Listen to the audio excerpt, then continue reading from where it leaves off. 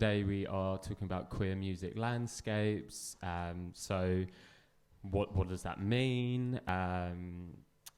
Queerness's influence on kind of the wider music landscape. Here we go, Kitty's coming in. Come on, hurdle over the bench. Yeah, rock star. Round of applause for Kitty, everybody.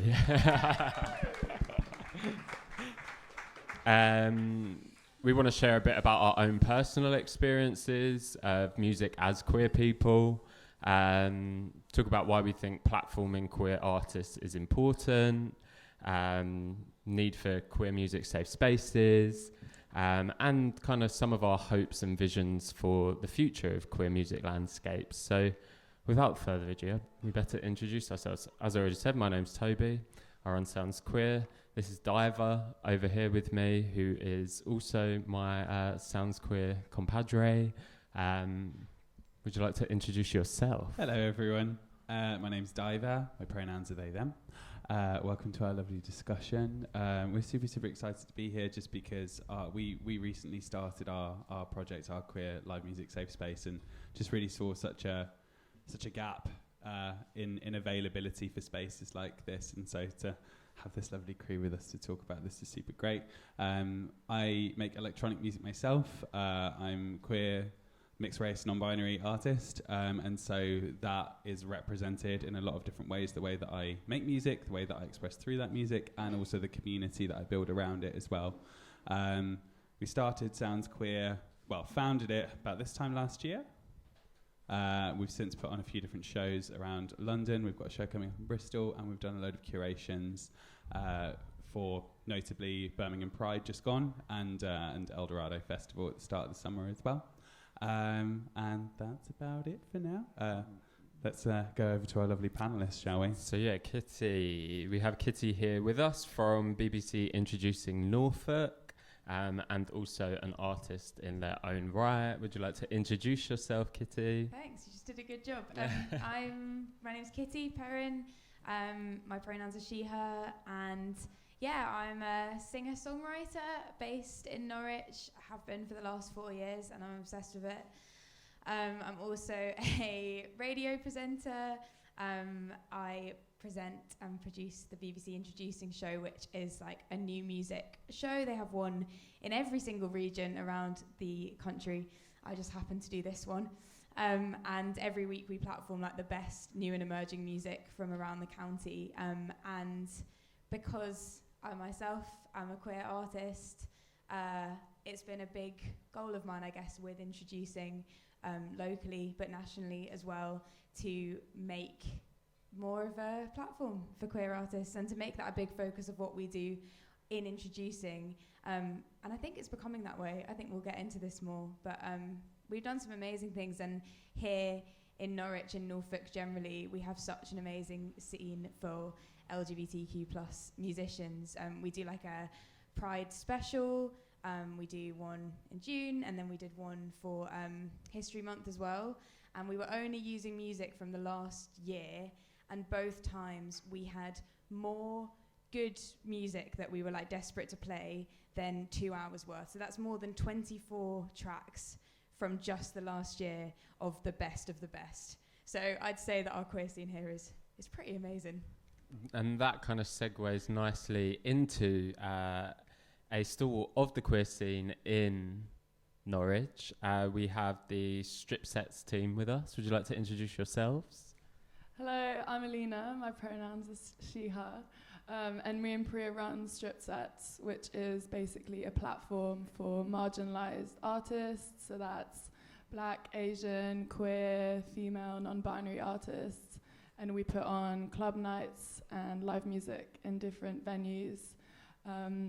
Our queer night, Pillow Princess, is probably our most exciting event, with it being a huge gap in the Norwich music scene. There are some gay clubs, but there's no real queer safe space for people to express themselves. So that's our main thing at the moment.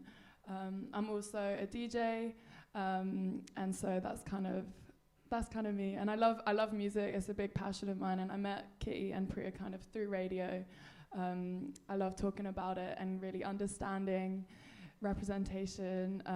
And yeah, that's me. Hi, I'm Priya. My pronouns are she, they. I founded Strip Sets maybe like a year and a half ago. It was actually set up as a live sessions platform to kind of create things like Tiny Desk and colours videos for people in Norwich that were black, queer, Asian, brown, women, non-binary, just because I saw a massive kind of gap. And then it kind of evolved very quickly into live music at Voodoo's and then club nights and then queer parties. So I think just kind of spent the last year and a half in Norwich and London just kind of building Strip Sets alongside being a freelance photographer and producer. And so yeah, that's kind of how Strip Sets started, and it's now blossomed into this multi-venue, multi-event just platform, I guess. But yeah. So can we get a little round of applause then for our panel here today? So my pronouns are he, him. I missed them at the start. I want to start off by getting a little bit personal. So maybe I'll come to you, Kitty. So I'd like to know just a bit more about how your queerness has impacted your experience of music, your own creation of the music industry. Just tell me a little bit more about that. Yeah.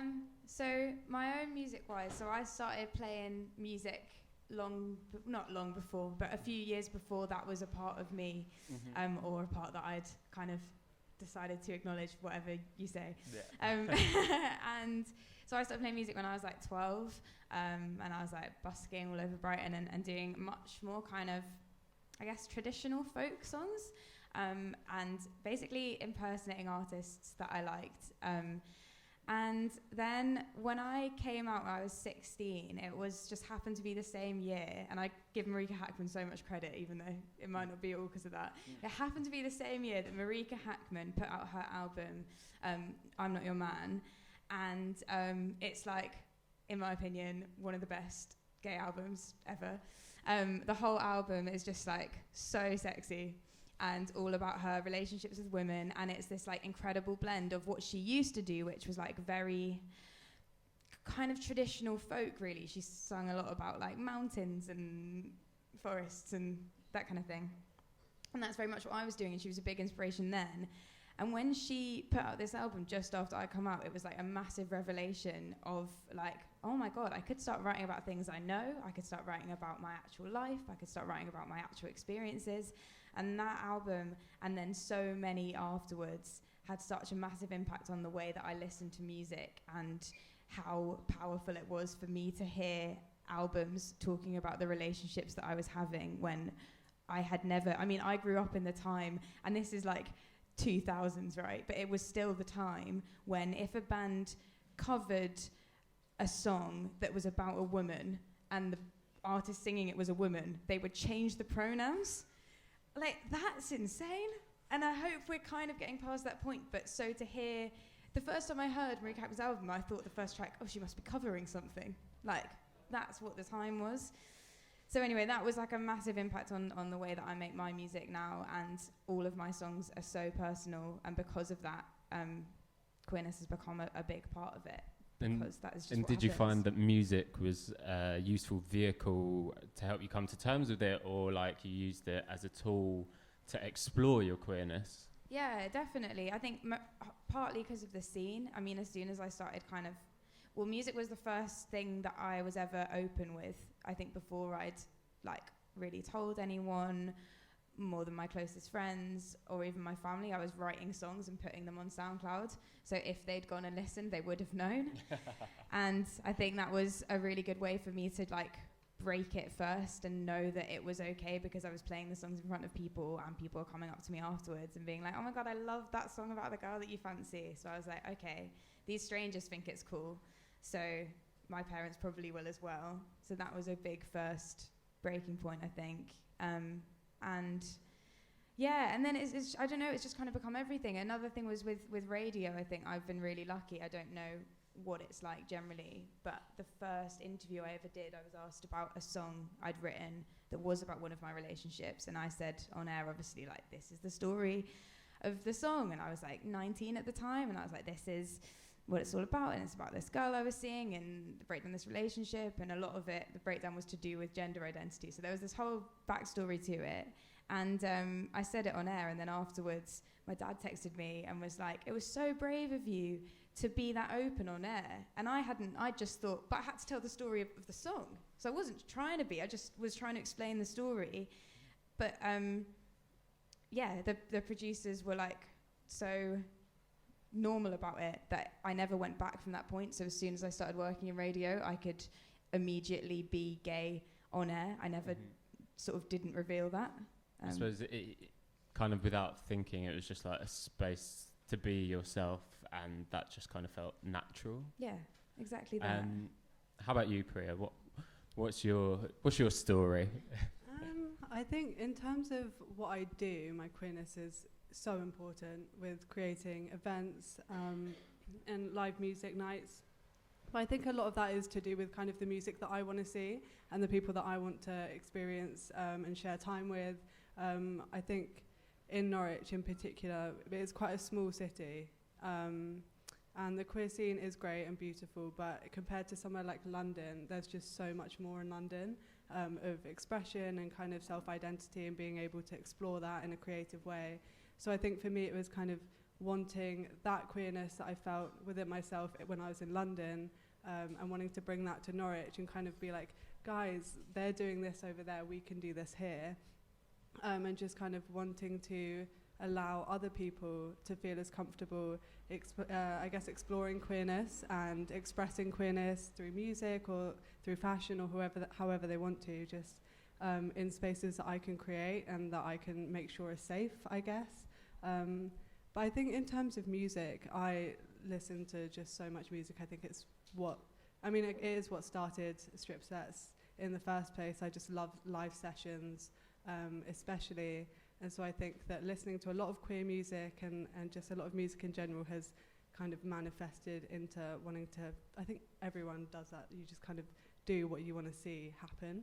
And so I think music has just become a really big part of my life, especially more since then. And I think queer music in particular, wanting to constantly support other queer creators, LGBTQ+ creators, however you identify, and just pushing that so that we all have this one industry of, I guess, acceptance and just the ability to be who you are, and it doesn't really matter, or it can matter, however you want it to.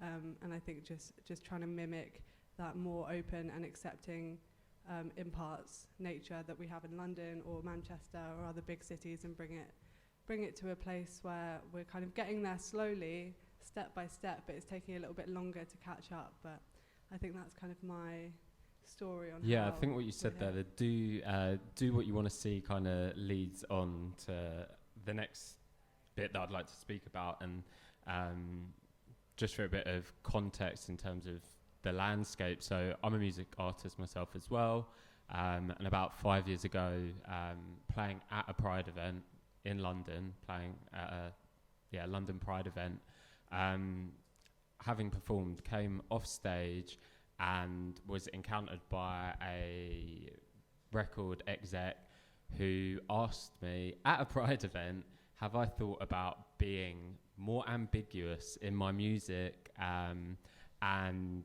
changing pronouns or not using them for that reason, because I may alienate people. So that kind of blew my mind, especially at a Pride event, but also kind of hardened my own belief about doing what you want to see.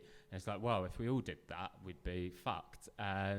So maybe I'll come over to you, Diver, just about queer music landscapes. Priya touched a bit on it, but what is, for maybe people that aren't familiar with queer music landscapes, what is that like today in the current age for you? Ooh, the big question. I think, without a shadow of a doubt, I just want to preface anything that I say here with the fact that we're making really, really amazing steps right now in terms of representation of queer artists. So we see people from various walks of life, from completely different backgrounds, all being represented in music in some way or another. I think where we've developed from is this place of almost tokenism, where it's been sort of, oh, the gay artist over there, you know, the gay one. And I think we're moving from that place now. And something that I speak about really often is the fact that actually we see a bit more representation perhaps at the top in the upper echelon of artists now, where we're, you know, the big touring artists, the ones that are signed to the big labels, we see a bit more of that representation now, which is beautiful to see. But something that tends to be lacking and has been lacking and still is very much lacking in the landscape now is to do with grassroots music, because the biggest part of the industry is grassroots music. That the middle feeds the top.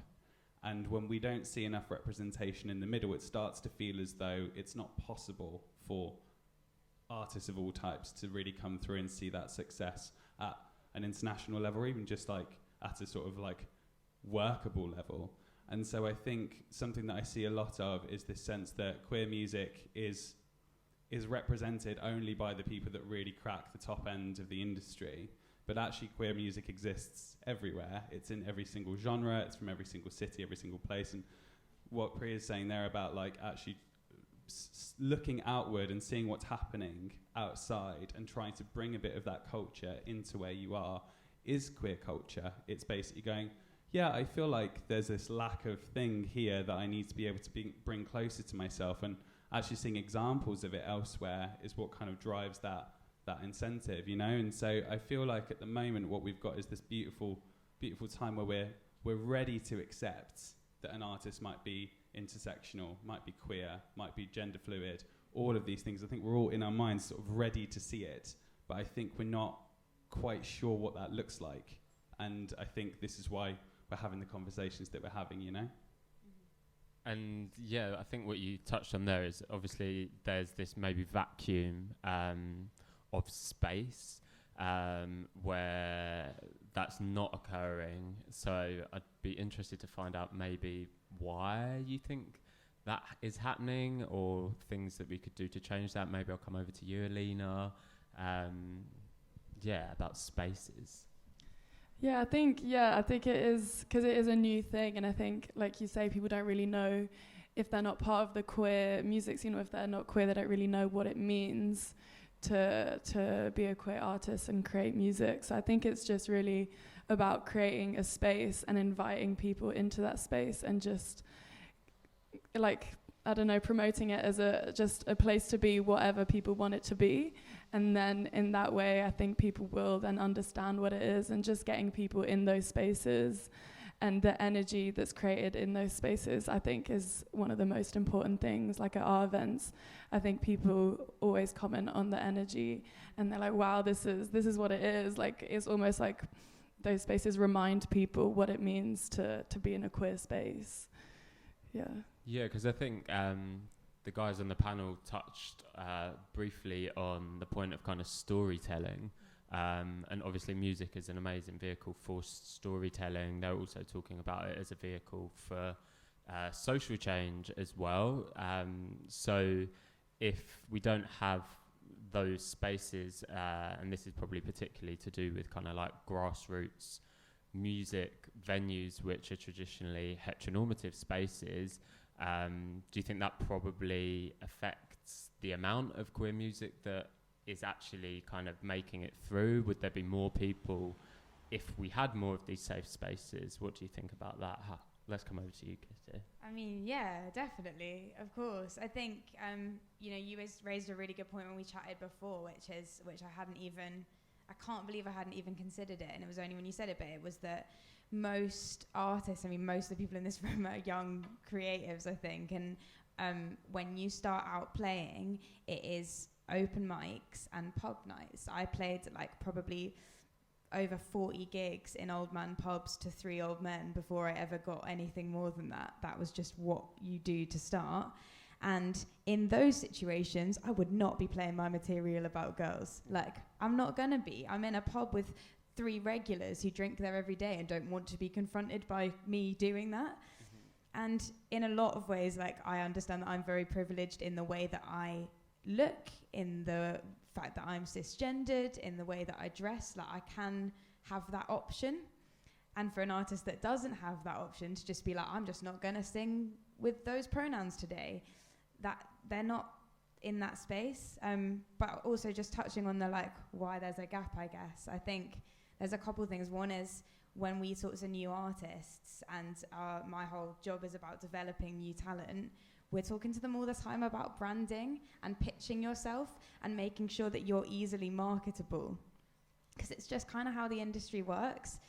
And they're often coming to us being like, how should I package myself? And I think it's very hard to package queerness, especially when you're young, which is normally when you're starting out in music, because you don't know who you are. And just to share a story, we had an artist in the other day who said that they'd sent us some music through their SoundCloud, and it was amazing.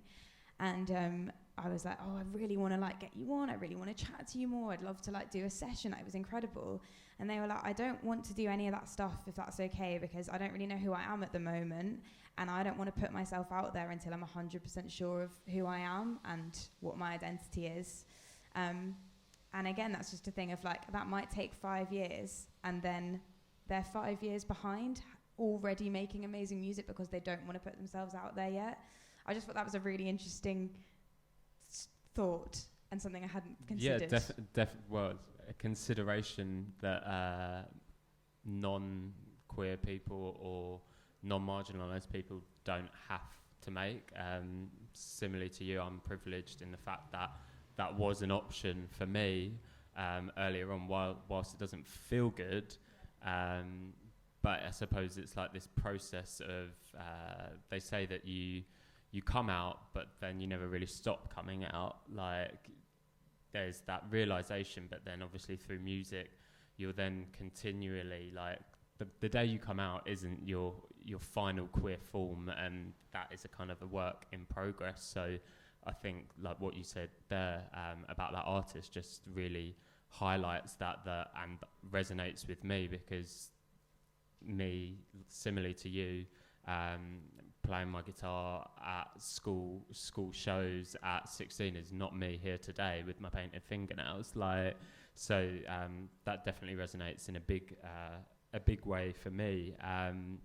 We've kind of touched on representation a little bit, but there's something that you that we spoke about and probably links in with this whole idea about how do you market yourself as a queer person, and that decision to, is it something that you put in the forefront of what you do as a queer artist as part of your identity, and kind of juggling that, because obviously it informs everything we do, but finding that balance of being a queer musician versus I'm just a musician. So maybe you can jump in on that one, Diver. Thanks. Yeah. Also, just kind of following on from what Kitty's talking about there, because I actually think these two things really feed into each other. As to, we've talked about it before, how a person said to me once, queer people aren't allowed to fail. They aren't really allowed to be bad for a while and then arrive and then at this place. Whereas I think there's an infrastructure in place for artists who aren't necessarily from marginalised backgrounds to go and hone themselves and not necessarily be great when they're starting out, And I think there is this feeling of like, well, but wait, no, I need to have arrived if I'm going to show myself to people. And I think it's more of a case of stepping away from ambiguity rather than sort of saying, oh yeah, but I don't know what queer is right now, and because I don't know what that is, I'm scared to say that I know what it is. Wouldn't it be great if you could just be a queer artist and that wasn't political, just in a position where, oh yeah, I happen to be queer and I happen to be making music, and sometimes I speak overtly about that or express that overtly. You look fab. Thanks. And I feel like I got a little bit sidetracked from the original question that you'd asked as well. Just talking about representation and how, like the impact that it can make on the music industry, but we're also talking about having to arrive to kind of fully formed or all being a work in progress, and how that's affected you. Yeah, totally. I think for me it was like, pure denial for a really, really long time about who I was and the way that I wanted to be perceived by the world. And I spent a long time in a similar position to both of you, actually kind of just writing songs and gigging at pubs and doing a straight man thing. And kind of never quite feeling as though it was this feeling like any moment I'm going to get found out, you know, like I'm just kind of wearing this outfit and kind of doing my best performance of it. And that came across in the music as well. I think I always felt as though like I'm going to get found out in my music. They're going to find out this isn't me. And I think not knowing for years that there was an option outside of that, not knowing that there was a way to, just be in progress. I don't feel like I've arrived at anything. I think what the beautiful thing about a queer journey is that it just keeps unfolding in front of us, and instead of arriving at a particular destination, you just find more and more options for expression and growth. And so it's not, you know, people say it all the time, queer isn't a destination.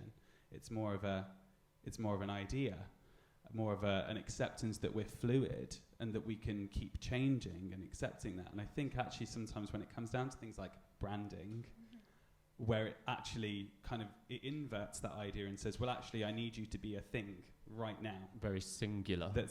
What's your USP? Yeah. Who are you? And it's like, I am an amoeba. I'm a big queer shape. And so, honing in on that is really hard. And I find that that's still such the journey that I'm on, you know? And probably for a lot of us who are queer artists, maybe it is still the journey that we're on, because I think we haven't had the option to ask those questions before. So I think it's like the necessity of that representation is actually saying, well, we can change the way that we're looking at ourselves as people and then as artists as well. And maybe that it doesn't necessarily work with the way that we look at how we market music right now, or the way that we understand an artist right now. But I think that creates a bit of dissonance, right? Like, well, I'm a late starter because of the fact that I'm queer, or I'm a late starter because of the fact that I'm trans, or whatever's going on there. And so, you're right, it does get a little bit delayed, you know? And I guess maybe just I had a question for Priya as well, in terms of like a person that's creating space for people who are figuring themselves out. Like, is that something that you're, in terms of the questions being asked, do you find them sort of different to an artist who might be from a sort of more traditional background? Like, maybe it's less so about the artistry and more so about who the fuck am I? I think that I found since creating especially Pillow Princess, we've kind of opened the doors to Norwich in a way that it kind of allows queer club spaces and everything to be far more extroverted, I guess, or like there's a lot more queer expression than if you go to, for example, Loft or Fetch or whatever, which is some like shit gay bars clubs in Norwich. Don't go there. Don't ever go there. They're awful. So, but I think queer expression for me, in terms of what I do, is like different, because I'm not a musician, but I very much found it like not, I guess there is a pressure for me, I feel, because at Pillow Princess I'll be looking out over the room and there's so many gorgeous people having a great time, but some of them are young, they're like 18, 19, and I think since starting Pillow Princess, but I guess Strip Sets from the start, it's been very much about me allowing myself to be very extroverted about who I am and being like, okay, I'm queer and I'm going to do all of this because I think other people should be allowed to do that as well. But I think with that does come a bit of pressure, I guess. I think because when someone is viewing queerness from a very heteronormative way, there's a lot of, I guess, misconceptions or ideas about who you should be. And a lot of times you have to find yourself kind of still having to fit in some ways to achieve what you need to. I guess especially in a very cis-het male-run industry as the live music industry is, a lot of it is kind of being queer enough that you're clearly making a point, that people should listen to you, but also not being too much and still conforming to just conduct business, really. So I think for me that's been such a journey with my own queerness. I think definitely I often need a break just to go back to London, go to Superstore and just get too drunk and just wear ridiculous clothes and not have to worry about who I'm going to kind of run into or anything I'm going to say. Whereas in Norwich, I think I've very much found my queerness to be far more, I guess, I don't want to say tamed at all, but it's definitely more considered.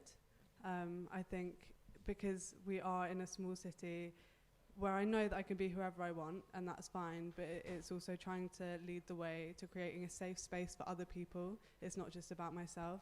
And so if I'm super political all the time, if I'm super queer in a way that Norwich really hasn't seen, for example, like sometimes I'll tape Pillow Princess, and that's great, and I'll have loads of kind of young people come up to me and ask how I did it, ask how it feels, ask, you know, and that's really different for me because in London you wouldn't really get looked at twice if you went out with a binder on or a tape chest or anything like that.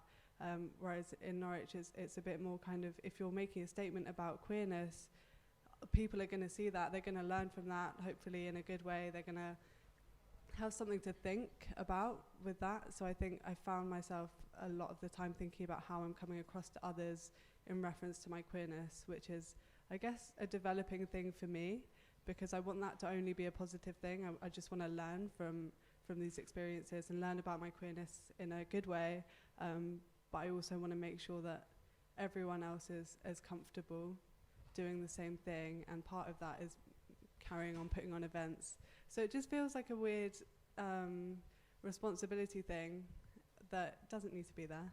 I definitely put too much pressure on myself with that. But I think it's when you're learning who you are in a space where you're leading other people to learn who they are, it can be quite, I guess, daunting, but Norwich is beautiful and supportive, and I guess it just is amazing. It's a great place to do that, so I'm quite lucky for that. I suppose it's a question of like visibility, right? Yeah. So with that as well comes positive interaction, where people see you and are then encouraged to explore and be more of themselves. Yeah. But then also there can be negative attention that happens with that, and that's definitely something that crosses my mind. Like I'm lucky in London in the sense that I feel quite anonymous. It's quite nice, and also you walk around and see a lot of people who are like you, and you don't feel such a spectacle when you're wearing certain things or decide to express yourself in a certain way. So I just want to congratulate you for being visible and doing that work here, and I think a lot of people are going to clearly benefit from being able to see people like yourselves doing that work. I think it's really important. I just want to come back to the two of you as well, because obviously we're talking about representation, and you touched on kind of intersectionality within that. So obviously your intersectionality is something that we've spoken about before, and I myself and you have had conversations about your queer journey, and then going on this discovery about your heritage, and I'd just be interested to know a bit more about that and how it manifests in your music or your programming of musical events. So it's a funny thing really being I suppose it's all a bit funny, isn't it? But the idea of gender and how that plays against the communities that we grow up in, and how we talk about it and how we understand it as a thing to look at and a thing to experience.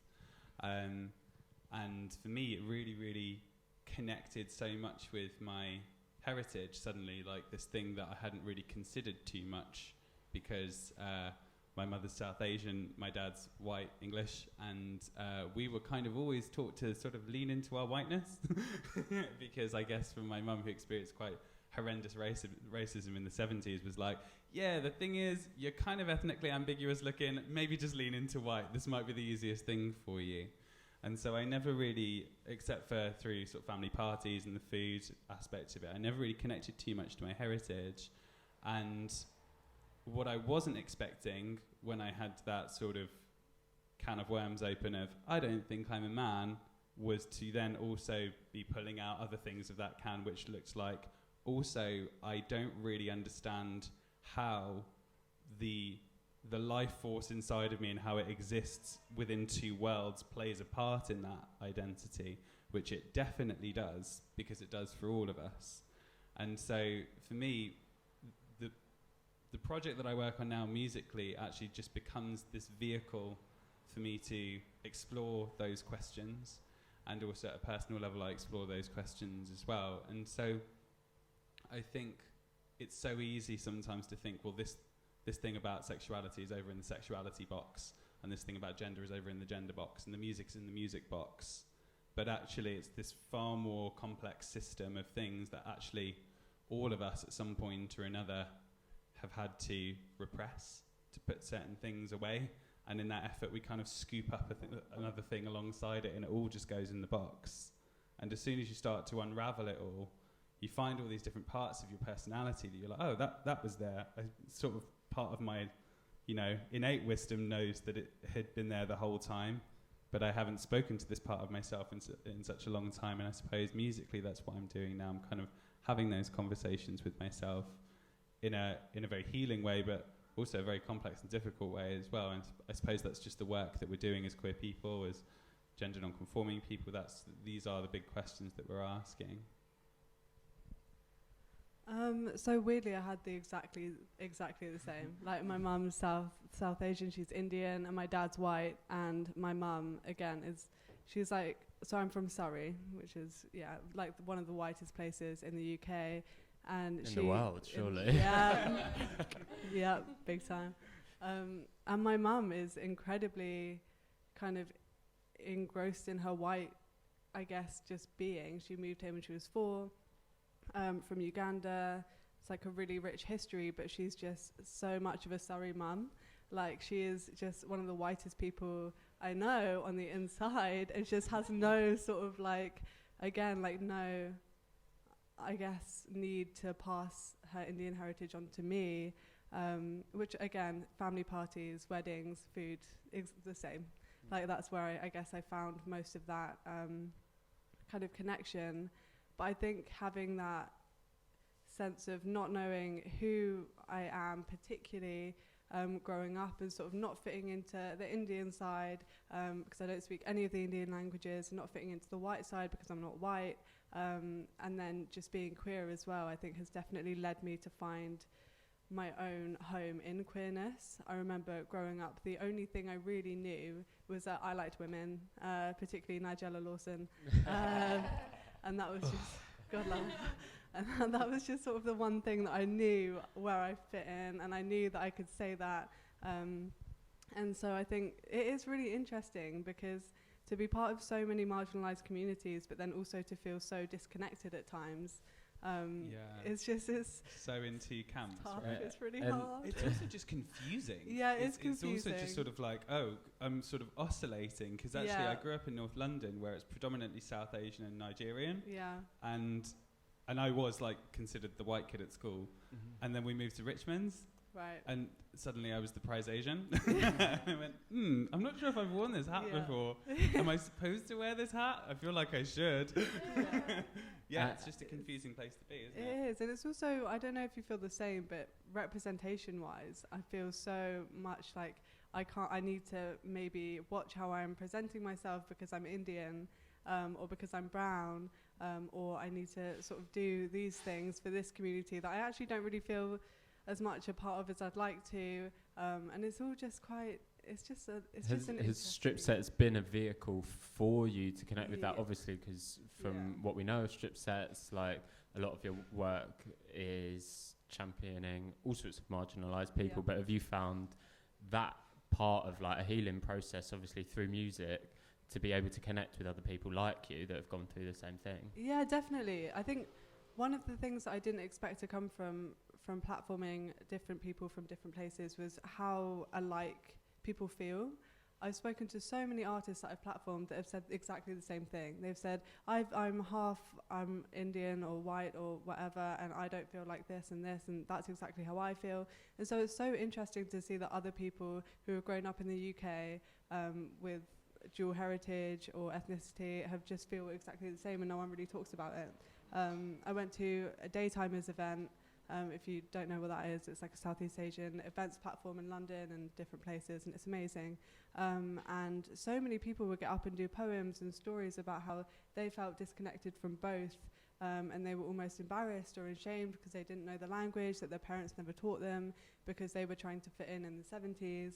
And I think that it's just not something that you really think about, I guess if you're white probably, is that understanding the complexities of ethnicity and queerness, and I guess how hard it is to fit into both or neither, and to navigate that world whilst trying to represent. So I suppose it comes back to people. that conversation of space, right? 100%, So yeah, like it's what we're just- doing yeah. here today, obviously strip sets sounds queer, having those kind of hubs where people can go to, where there's people where whoever you are, whatever you are, they're inviting for all.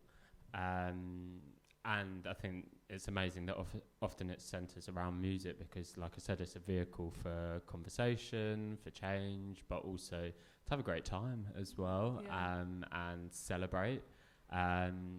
We spoke briefly in our little chat kind of about what queer music is, and I'd love to chat to you, Alina, as a DJ, playing. We've got a little bit of time left.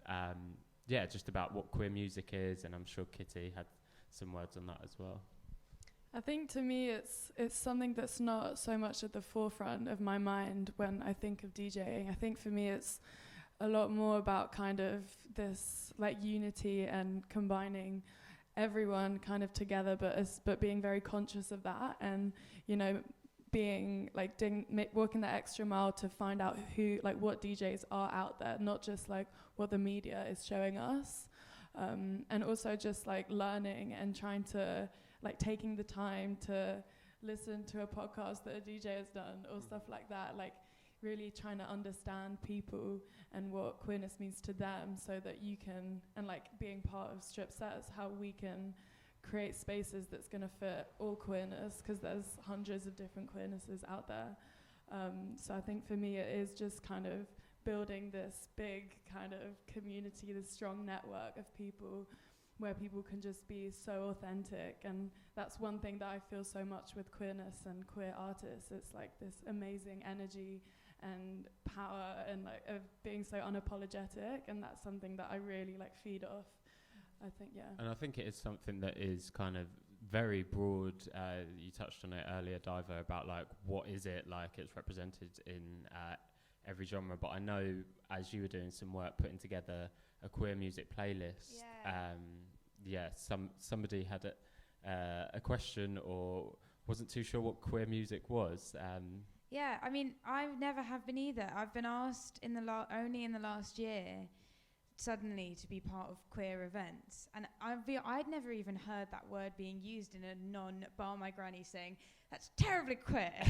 I was like, that is not a word to me until recently. Being perfectly honest, that was an offensive word. I was like, you're not allowed to call people queer anymore, and suddenly being asked to do queer events. So I thought for ages that to be queer meant to be more, I don't know, to be more different. And I think with artists, I've had artists, as I said, I was putting together this queer playlist for a Pride Month special, and I message all the artists before or email them and just say, like, are you happy to be included in this? Because obviously I don't want to put someone in if they're not happy to be. And one artist replied and was like, yeah, but like, I don't think my music's really queer music. And then I spun into this whole thing like, well, maybe what is queer music? Does it mean it has to be really different? Does it have to be pushing, does the music itself have to be pushing a social boundary? Like, can I be making middle of the road indie music and still be queer? Or is it not out there enough? And so my conclusion to them was to say, no, if you identify as a queer person or on a spectrum of the LGBTQ+, you know, if you identify anywhere on that spectrum, then yeah, it's queer music. But to be honest, I still don't know if that's 100% true. And my girlfriend said to me the other day, if you're sort of gay, even if you're cis female lesbian, you're still doing something differently that's making you think differently, and that will make your music different, and therefore it's queerness. Yeah, and I like completely, I think. And I think the other thing with that is the community aspect of it that comes with it. So I think it's about being a part of something, and also acknowledging that within that everybody can be different still.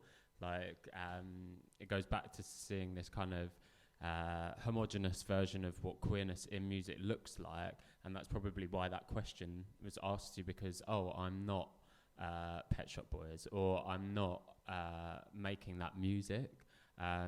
So I think, like you said, if you're queer and you're making music, then your queerness has probably influenced that in some regard. I think we're running out of time, but we've got a couple of. Can we have a couple of questions? Yeah. Anyone got any questions for us?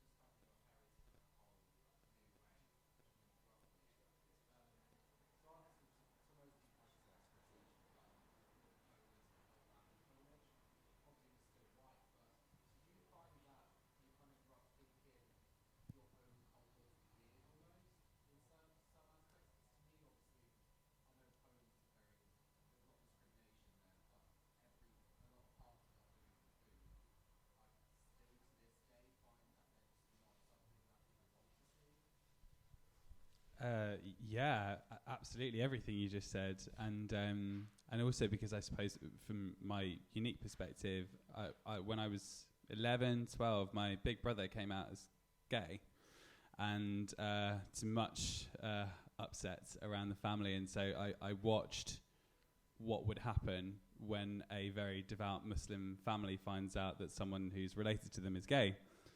Which it didn't go well, just to spoiler it for you.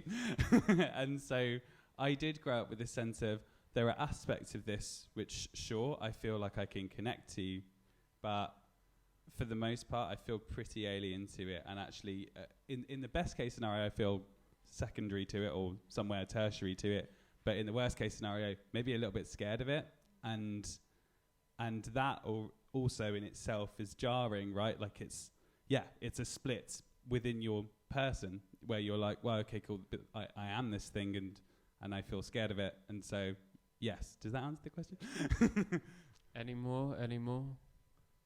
Ben, surely you got a question for us. Come on. Come on. Okay, maybe to, I don't know why I'm walking up like I'm going to do some sort of... You can sit here. Yeah, to the strip sets guys, bringing it back to Norwich and probably to Kitty as well. What do you think, in terms of the grassroots music scene, what do you think's lacking from... Oh, God. Probably teed myself up for actually absolute slating. You told us to finish up. How long you got? I think once we get rid of Ben Street, we'll all be grand. There you go. But yeah, apart from that, on a serious note, do you think Norwich and the promoters that are in Norwich and the people that are supporting this scene at the moment are doing enough?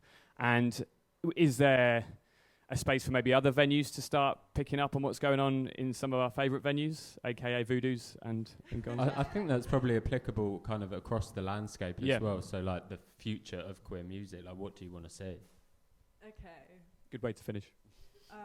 Love you, Ben, so much. I think in Norwich, what we've found is like our venues are amazing and the promoters are all amazing, and I think that the past year of working in live music and club nights has shown that people do want to put effort in to creating better spaces in events and platforming more marginalised communities. But I do think that we are still at the point of borderline, and not on purpose, but tokenism to an extent. I think this isn't directed at anyone that we've worked with in particular. I think generally people will come to us with an idea for a gig or for a club night and say that they want to put on a queer event or they want to reach this queer audience because they haven't done that yet. And I think for us it's a tiny bit, it's hard because part of us does want to be like, yep, we'll do that because we also want those people to come to events, and you haven't done that, so we'll do it for you. Or you haven't put these people on the stage, so we'll do that, we can do it, we'll do it for you. But I think our aim with Strip Sets, speaking for both of us, is to kind of have this impact on Norwich where there are people on stages, people DJing from marginalised communities, and we can walk away and that will still be happening without us. And I don't feel like we're at that place now. I think we are doing most of the work, which is fine because we've just kind of thrown this on Norwich and said, you have to do this better, you need to do this. But what I'm hoping is kind of as we develop, it becomes more, I guess, normal for there to be a fully queer lineup or a full lineup of people of colour or non-conforming people. And I think that is happening because every time we put someone on a stage and do a show, they're on another lineup the next week and another lineup. And so I think it is happening, but I think for us, it sounds weird, but I'd like to be less involved in putting on the events with marginalised communities. We can say the same. Like we didn't start Sounds Queer to run Sounds Queer. It's just like there is a vacuum. Something needs to happen, and similarly, we've seen the impact that can have, and people are then getting booked in other places, and it grows, and it's just about being visible and having that opportunity to be visible. Well, thank you everybody for being such a lovely, attentive audience. One more round of applause for my lovely panel here. So we've had Diva, Priya, Alina. I know Kitty's playing tomorrow, so please go and check out Kitty. Woo! And later here, so do stick around. We're going to be milling about. Come and say hi if you want to know more about what we're doing, or if you're a queer artist and would like to know about playing. But yeah, thank you for having us. Thank you to Wild Paths, and we'll see you around.